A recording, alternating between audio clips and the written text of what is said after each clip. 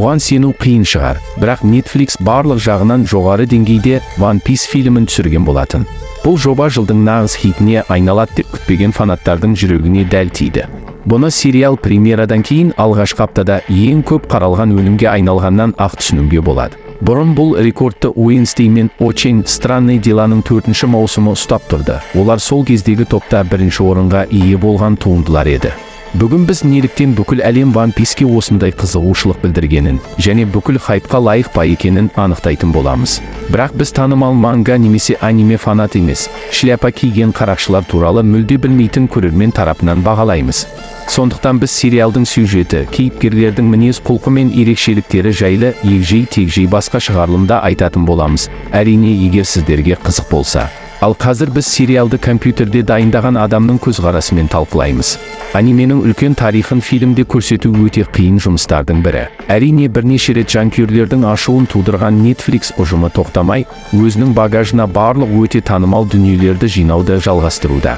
Алайда бүлінген беделге қарамастан, көптеген адамдар Ван Писті кино әлемінде бірден қабылдамады. Алғашқы трейлер отқа май құйып, көрермендерді екі бөлікке бөлді. Кейбіреулер үшін бұл күтпеген тосын сый болса, ал қалғандар үшін келесі шедеврдің әдеттегі мазақтау нұсқасы сияқты көрінді. Жоғарыда айтқанымыздай, Ван Пис жасаушылар тобының алдында жанкүйерлердің көңілін қалдырмау керек, және басқа көрермендерді қызықтыру секілді қиын міндеті тұрды. Бұл жолы өткен қателіктер осы жобада ескерілген сияқты. Өйткені бұның алдында Netflix Ковбой Бибоп пен өлім дәптерін түсіріп, біраз фанаттардың ашуын тудырған болатын. Сонымен сериал бұл әлем мен кейіпкерлерді мұқият зерттейтін үлкен жоба. Жаңадан бастаушыларға Ван Пис кейіпкерлерімен танысуды жеңілдетуге баса назар аударған екен. Өйткені қарапайым көрерменге болып жатқан оқиғаның мәнін түсіну үшін анимедегі мыңдаған эпизодтарды көру екіталай. Бұл жобаның сәтті шыққаны соншалық. Бірінші маусымның өзінде фанаттар мен жаңадан келгендерді қорқытпай авторлар қалай сериал әлеміне енгізіп жібергені қызық болып тұр. Сериал бізді экспозицияға көп уақыт жұмсамай-ақ оқиғалар желісімен бірден баурап алады. Айтпақшы, ол дәл 3 минутқа созылды және де бұл Ван Пис әлемінде не болып жатқанын түсіну үшін жеткілікті болды.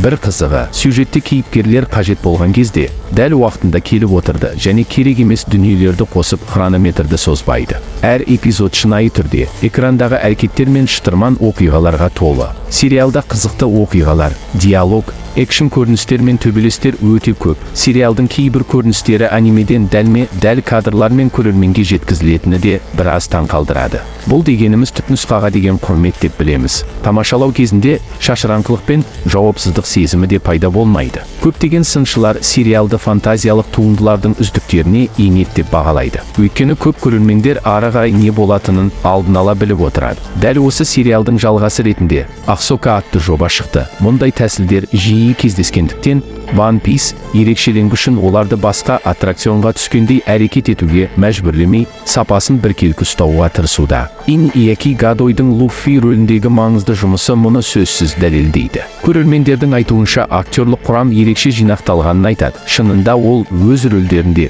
өте шынайы көрінеді. Жобаға қатысқандардың барлығы барынша дереккөздерге сүйене отырып, өздерінің кімді ойнайтынын жақсы білетіні бізді қуантады. Сюжеттік оқиғаға келетін болсақ, қысқа тарихтан кейін біз басты кейіпкер мен басқа қарақшылардың арасында өскендіктен қарақшы болуды шешкен ер жүрек, батыл жас баламен танысамыз. Оның балалық шағы қарақшылар патшасы жасырған көне қазыналар туралы аңыздарға толы болғаннан кейін, ол өзінің қарақшылар тобын жасап, оны табуға ант берді. Луффи бір-біріне ұқсамайтын Зорро, Нами, Усопа және Санджиді таңдайды. Ван Пистің бірінші маусымы ең алдымен осы жинаған команданы біріктіруге арналғаны көрінеді. Олар ерегіседі, әзілдеседі және қауіпті құпияларды ашады. Кейіпкерлер арасындағы драма танысудың алғашқы минуттарынан бастап оларға алаңдық танытуға жеткілікті болды. Олардың арасында химия бар, бірақ олар бір-бірін қолдаудан гөрі достыққа көбірек уақыт жұмсағанды жөн көрді. Қуанышқа орай, мұндай элементтер сирек кездеседі. Сериал әңгіменің көп бөлігінде жоғары сапаны сақтайды. Бұл тұрғыда алғашқы кек алушылар фильміне ұқсап кетеді. Егер Джос Уиденс сериал түсіріп жатса, кейіпкерлер осы комедия мен драмада сәтті ойнай отырып,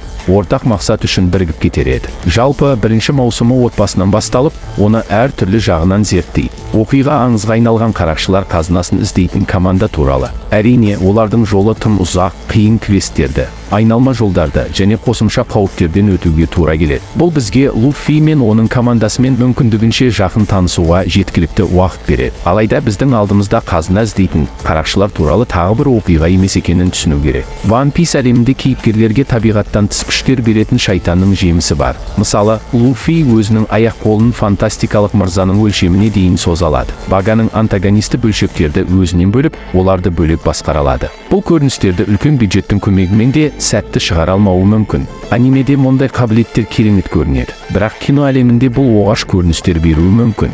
Нұсқамен таныс емес адамдар үшін бұл мультфильм сияқты көрінеді. Өйткені графиканың кейбір сәттері шындыққа мүлде үйлеспейді. Естеріңізге сала кетейік, жоба аниме негізінде болғандықтан басты оқиғаларды қалайда көрсетуі керек. Сондай-ақ кейбір жерлерде Ван Пис жасөспірімдер мен ересектер аудиториясы бір жерге жинағысы келетіні байқалады деп айтуға болады. Өкінішке орай, бұл әрқашан сәтті шыға бермейді. Бұл шолулардан мін іздейтін сыншылдардың назарын аударатын жайт. Осыған байланысты сериал кейбір жерлерде сүрінеді, баяулайды, кейде қарқыны дамиды. Бірақ сценаристер бұл қателікті қызықты экшн көріністермен жаба білді. Жанкүйерлер Зороның визит картасын ерекше бағалай білді. Білмейтіндер үшін бұл төбелес кезінде бір уақытта 3 түрлі қылышты қолдану. Мұндай өнерді көп жерден кезіктіре бермейсіз, сондықтан бұл керемет көрінеді және бізді мүлдем жалықтырмайды. Сонымен қатар, экшн көріністерді түрлі желімдер мен графикамен бүркелемей, актерлардың қимылын шынайы етіп көрсетеді.